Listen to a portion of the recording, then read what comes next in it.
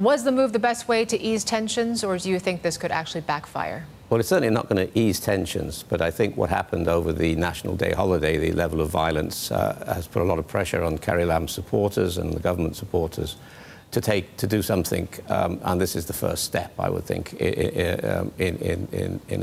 a form of crackdown. How will they even enforce it? Is it going to be more surgical masks? Is it gas mask? I mean, it seems impractical here to actually do something like this. This is not a magic bullet. It can only be useful as part of a general crackdown. But the truth is, many ordinary Hong Kong people are tired of watching their mass transit railway stations being smashed up or set on fire, and are pushing back for some reaction. So it's inevitable that, given the level of violence that occurred over the 1st of October holiday, that the government would be forced to take some measures. And from the economic perspective, does enforcing this archaic law just make it worse in terms of Hong Kong further losing its status as a safe place for businesses?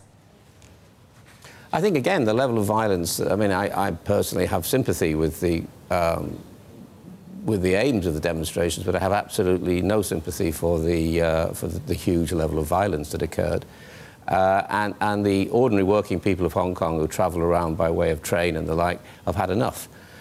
So we're going to see, I think we will see, apart from some spikes over the shooting of the young man, the 18-year-old who was shot over during the demonstrations, I think a lot of the general public, we're going to see a swing in mood, and the government's reaction to this. This is the masks alone will not solve anything, but if they form part of a crackdown, which I think is inevitable, then perhaps that's the way. It also is an opportunity for the government to demonstrate to the police and others that they are supportive. So I think it's not a solution. It'll probably make the demonstrators even more angry, but it is a demonstration that they can't have it all their own way. There are concerns, however, that this law could be used in the online world to block messaging apps, certain websites that protesters use. What would the effect of that be? And do you think it's likely it would be used to that extent, this law? No, I think not. I think the goal is aimed at demonstrations, at making arrests of people who are smashing railway stations and the like. I don't see it being wider than that. And of course, the demonstrators are all on digital mindsets, and this government appears to be on analog.